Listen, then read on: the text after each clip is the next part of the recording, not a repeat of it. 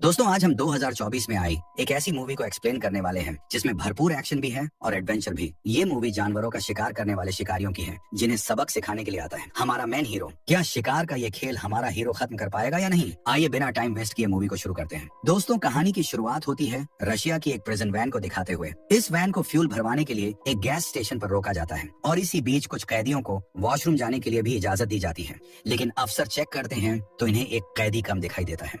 जल्दी ही तलाश करने पर वॉशरूम के बैक साइड पर इन्हें वो कैदी मिल जाता है और यही होता है हमारा मेन कैरेक्टर जिसका नाम था क्रेवन। इसके बाद सभी कैदियों को जेल में ले जाकर उनके सेल्स में भेज दिया जाता है। अगले दिन क्रेवन जब एक्सरसाइज कर रहा होता है तो कैदी उसे परेशान करने लगते हैं और क्रेवन भी अपना दमदार रूप दिखाकर इन्हें अच्छे से सबक सिखाता है। मारपीट की वजह से क्रेवन को यहाँ के टेरिटरी मैनेजर के सामने पेश किया जाता है जिसका नाम था साइमन। साइमन क्रेवन से कहता है कि ये जेल तुझे जरूर सुधार देगी, लेकिन तभी क्रेवन को जमीन पर शेर का कटा सर दिखाई देता है जिसे मारकर इसकी स्किन से कालीन बना दिया गया था। ये देख क्रेवन गुस्से में साइमन से कहता है, इस तरह बेजुबान जानवरों का शिकार करना तुझे शोभा नहीं देता, कहीं कोई शिकारी तुझ पर हमला ना कर दे। ये सुन साइमन भी गुस्से से भर जाता है। इससे पहले कि साइमन कुछ कर पाता, क्रेवन शेर के दांत से ही इस पर हमला कर इसे मार डालता है और फिर बड्डी ही फुर्ती से ऑफिसर से बचते बचाते छत पर पहुंच जाता है। न तो क्रेवन को कोई गोली घायल करती है और न ही जवान इसे रोक पाता है। बहुत ही स्पीड से क्रेवन जेल की दीवार को पार कर यहाँ से भाग निकलता है और इसका एक दोस्त इसकी हेल्प के लिए यहाँ हवाई जहाज ले आता है और क्रेवन पुलिस की कैद से आजाद हो जाता है। यहाँ एक बड़ा खुलासा होता है कि क्रेवन जेल में एक कैदी का रूप लेकर पहुंचा था और साइमन को मारने के बाद इसका मकसद पूरा हो गया। इसके बाद कहानी पास्ट में दिखाई जाती है। 12 साल पहले हम क्रेवन और उसके छोटे भाई डिमिट्री को देखते हैं। इनके फादर निकोलाई इन्हें स्कूल से लेने के लिए आते हैं और लंदन से इन्हें सीधा न्यूयॉर्क ले जाने लगते हैं। रास्ते में निकोलाई अपने बच्चों को बताता है कि उनकी मदर अब इस दुनिया में नहीं रही हैं।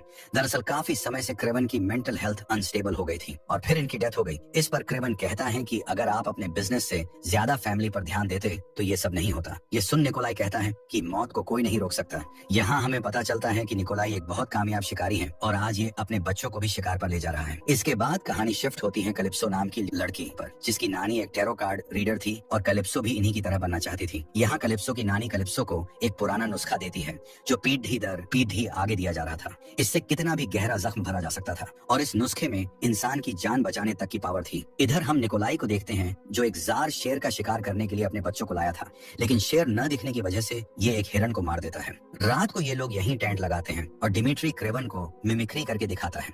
डिमिट्री के पास ये पावर थी कि वो किसी की भी आवाज निकाल सकता था। अगले दिन निकोलाई के पास अलेक्सी नाम का एक शिकारी आता है और कहता है कि मैं आपको काफी समय से जानता हूँ और आपके साथ पार्टनरशिप करना चाहता हूँ, लेकिन निकोलाई इसकी काफी इंसल्ट करता है और पार्टनरशिप करने से इनकार कर देता है। ये सब सुन एलेक्सी भी गुस्से में यहाँ से चला जाता है। इधर क्रेवन और ड्रिमिटी शिकार की खोज में काफी दूर आ जाते हैं और कुछ ही देर में इनके सामने एक ताकतवर खतरनाक जार शेर आकर खड़ा हो जाता है। क्रेवन डिमिट्री की जान बचाने के लिए खुद आगे आकर इसको शूट करने ही वाला होता है कि तभी ये शेर क्रेवन पर अटैक कर देता है और इसका कंधा बहुत ज्यादा जख्मी कर देता है। क्रेवन और डिमिट्री की आवाज सुनकर निकोलाई भी अपने साथियों के साथ यहाँ आ जाता है और क्रेवन को बचाने के लिए शेर पर 2-3 शूट करता है, लेकिन इस पर कोई असर नहीं होता और फिर ये शेर क्रेवन की बॉडी को घसीटता हुआ यहाँ से दूर ले जाता है। यहीं पर कैलिप्सो भी अपने पेरेंट्स के साथ जानवरों को देखने उनका शिकार करने आई हुई थी। जब ये क्रेवन को जख्मी हालत में देखती है तो तुरंत उसके पास पहुंच जाती है और इसको ठीक करने के लिए वो खास नुस्खा जो इसकी नानी ने दिया था वो इसे पिला देती है। यहाँ खुलासा होता है कि जाते वक्त शेर के खून की एक बूंद क्रेवन के शरीर में पहुंच चुकी है और इधर ये नुस्खा भी अपना काम करता है और इन दोनों से क्रेवन को शेर जैसी ताकत और फुर्ती मिल जाती है। इसके बाद क्रेवन को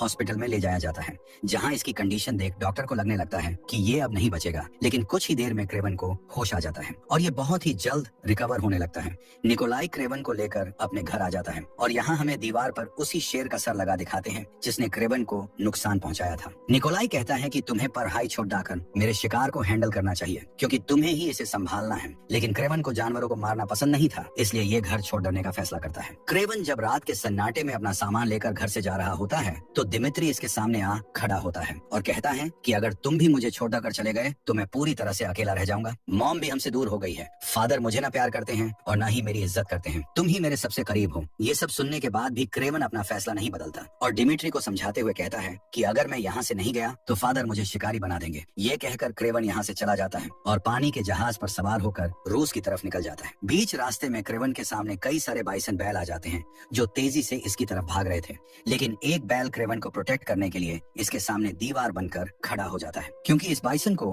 क्रेवन की आंखों में एक राजा दिख रहा था, इसलिए ये क्रेवन की मदद करता है और क्रेवन यहाँ से सही सलामत बचकर अपने उसी घर में आता है जहाँ इसकी मॉम अपने दोनों बच्चों के साथ एंजॉय करने के लिए आती थी। क्रेवन ने अपनी मॉम और डिमिट्री के साथ यहाँ काफी अच्छा वक्त गुजारा था, इसलिए अब ये यहीं रहने का फैसला करता है। रात को जब क्रेवन को भूख लगती है तो ये शिकार करने निकल पड़ता है और यहाँ हमें क्रेवन की असल ताकत दिखाई जाती है। क्रेवन बिल्कुल शेर की तरह ही बिहेव कर रहा था, भागना, दौड़ना, फुर्ती, हर चीज किसी शेर जैसी थी और ये सब शेर के खून और उस नुस्खे की वजह से हुआ था। इसी बीच क्रेवन को गोली चलने की आवाज सुनाई देती है। क्रेवन जल्दी से पेट डांच पर चढ़कर देखता है कि कुछ शिकारी बाइसन्स को बेरहमी से शूट कर रहे हैं। ये देख क्रेवन जल्दी से बाइसन्स को बचाने के लिए वहाँ पहुँचता है, लेकिन तब तक उन शिकारियों ने काफी सारे बाइसन्स को मार दिया था और इनके सींग भी काट दिए गए थे। क्रेवन इन दो शिकारियों को यहाँ से जाने के लिए कहता है, जिस पर ये जाने की बजाय हंसने लगते हैं और फिर क्रेवन इन दोनों को मार देता है और फिर कहानी शिफ्ट होती है प्रेजेंट में, जहाँ क्रेवन फिर से इसी जंगल वाले घर में वापस आ गया है। यहाँ रहते हुए क्रेवन को करीब 12 साल गुजर गए थे।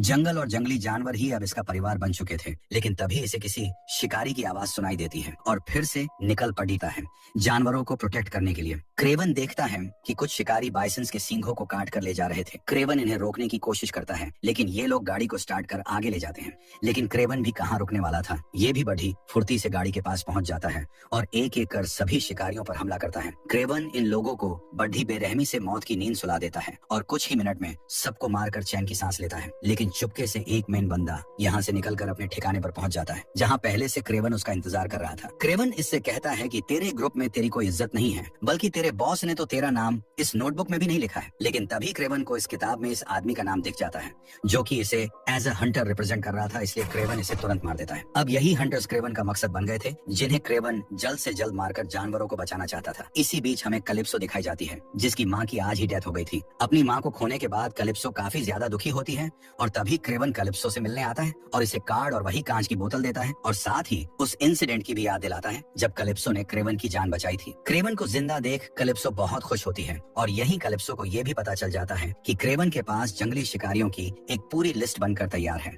ये वही शिकारी थे जो जानवरों का शिकार करके उनके नाखून, सींग, स्किन को बेचकर अच्छा खासा पैसा कमा रहे थे। लॉयर कैलिप्सो भी जानवरों को बचाने के लिए क्रेवन के मिशन में जुट जाती है, यानी अब ये दोनों मिलकर शिकारियों को मारने वाले थे। इसके बाद हमें मेन विलन अलेक्सी दिखाया जाता है, जिसे इसके आदमी बताते हैं कि क्रेवन नाम का एक आदमी हम जैसे शिकारियों को मौत के घाट उतार रहा है। अगर हमने उसे नहीं रोका तो वो सबको मार देगा। ये सुन अलेक्सी एक पुरानी गैंग के पास जाता है और कहता है कि क्रेवन ने तुम्हारे बॉस को तो मार दिया है, इसलिए मैं तुम्हारे बिजनेस को टेक ओवर करना चाहता हूँ। हालांकि अलेक्सी की ये बात कुछ लोगों को पसंद नहीं आती, जबकि कुछ लोग अलेक्सी के पार्टनर बनने के लिए राजी हो जाते हैं। जो लोग ना बोलते हैं उन्हें मारने के लिए अलेक्सी अपने असली रूप में आ जाता है। दरअसल अलेक्सी के शरीर में कुछ बायोकेमिकल ट्यूब्स लगी थी, जिनसे ये अपने इंसानी शरीर में रहता है, लेकिन ट्यूब्स निकलते ही ये एक राइनो में कन्वर्ट हो जाता है। इसका ये खूंखार रूप देखकर सभी डर जाते हैं और इसकी डील एक्सेप्ट कर लेते हैं। इसके बाद हम डिमिट्री को देखते हैं, जिसके बर्थडे के लिए पार्टी रखी गई थी और डिमिट्री गाना भी गाता है। लेकिन तभी कुछ गुंडे यहाँ पर अटैक कर देते हैं और डिमिट्री इनका सामना करने की बजाय एक टेबल के नीचे छुप जाता है। ये देख निकोलाई डिमिट्री पर काफी गुस्सा होता है। निकोलाई कहता है कि तुम अपनी हिफाजत नहीं कर सकते तो मेरी भला क्या ही कर पाओगे। इस बार भी डिमिट्री निकोलाई की नजरों में गिर जाता है। वहीं दूसरी तरफ हम रूसी जेल को देखते हैं, जहाँ क्रेवन ने साइमन को मारा था। यहीं एक और गुंडा आ जाता है, जिसके पास हिप्नोटाइज करने की शक्ति थी। इस पावर से ये किसी को भी रोककर उसे मारने की ताकत रखता था। इसका असल मकसद था क्रेवन को मारना। इधर क्रेवन जंगल से न्यूयॉर्क अपने भाई डिमिट्री को बर्थडे विश करने के लिए आता है।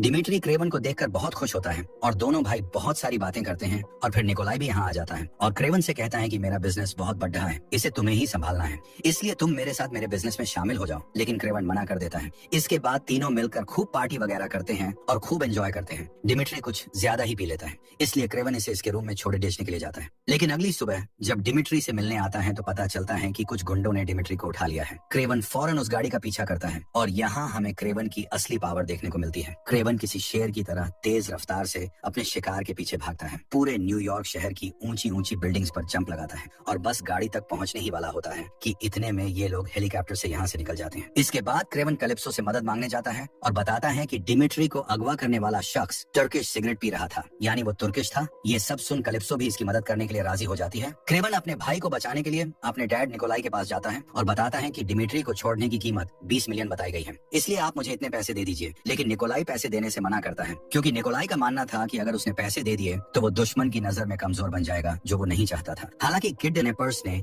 निकोलाई को डराने के लिए डिमिट्री की उंगली काट कर भी भेजी थी, लेकिन फिर भी ये पैसे नहीं नहीं देता। क्रेवन गुस्से में यहाँ से चला जाता है और कैलिप्सो के साथ मिलकर एक ऐसे शख्स के पास जाता है जो उस टर्किश आदमी की लोकेशन जानता था। बिना देर किए क्रेवन वहाँ पहुँच जाता है और एक एक कर कई आदमियों को मार देता है और खूब लड़ाई करने के बाद आखिर में इसके हाथ वो टर्किश बंदा लग ही जाता है, जिससे क्रेवन पूछता है कि मेरा भाई कहाँ है।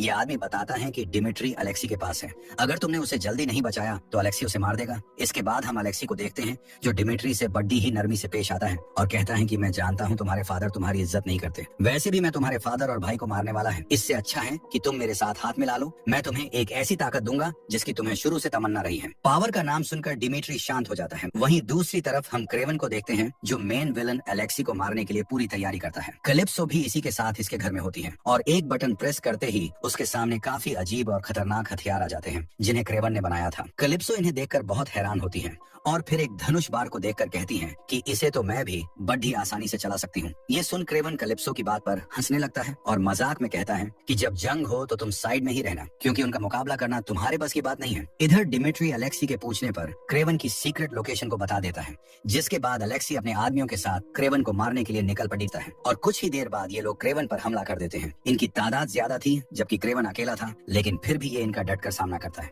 क्रेवन के लिए जंगल ही उसका घर था और जानवर उसके दोस्त। जब क्रेवन अपने दुश्मनों को सबक सिखा रहा होता है तो कुछ जानवर क्रेवन की मदद करते हैं और इसके दुश्मनों को भी सबक सिखाते हैं। लेकिन फिर बारी आती है क्रिस्टोफर की, जिसके पास हिप्नोटाइज करने की पावर थी। ये क्रेवन पर थोड़ा भारी पड़ जाता है और इसे बड़ी बुरी तरह से मारने लगता है। क्रेवन की जान बस जाने ही वाली थी, लेकिन तभी यहाँ कैलिप्सो आ जाती है और एक तीर सीधा क्रिस्टोफर के सर में उतार देती है। इसके बाद हम अलेक्सी को देखते हैं, जिसे अभी भी यही लग रहा था कि इसके आदमियों ने क्रेवन को मार दिया है। यही सोचकर ये खुशी मनाता है, लेकिन इसकी ये खुशी जल्द ही धोख में बदल जाती है जब ये देखता है कि बाइसंस का एक ग्रुप भागता हुआ इनकी गाड़ियों की तरफ आ रहा है। ये सभी भैंसे इन कारों को जोरदार टक्कर मारते हैं, लेकिन अलेक्सी इस टक्कर से पहले ही अपनी ट्यूब्स खोलकर एक राइनो यानी गेंडे में कन्वर्ट हो जाता है। इसी बीच क्रेवन भी यहाँ आ जाता है और फिर शुरू होती है असली जंग, जहाँ क्रेवन अलेक्सी को मारने के लिए अपने कई हथियार और पावर इस्तेमाल करता है, लेकिन कोई फायदा नहीं होता क्योंकि अलेक्सी की मोटी चमड़ी और गेंडे जैसी ताकत के सामने इसके हथियार बेजान नजर आ रहे थे। लेकिन फिर भी क्रेवन हार नहीं मानता और किसी भी तरह अलेक्सी को मारने की कोशिश करता है, लेकिन अलेक्सी हार मानने को राजी नहीं था और हम देखते हैं क्रेवन भी अब अलेक्सी की ताकत के सामने कमजोर पड़ी रहा है। इसी का फायदा उठाकर अलेक्सी पूरी बस उठाकर क्रेवन के ऊपर फेंक देता है, लेकिन शेर की फुर्ती रखने वाला क्रेवन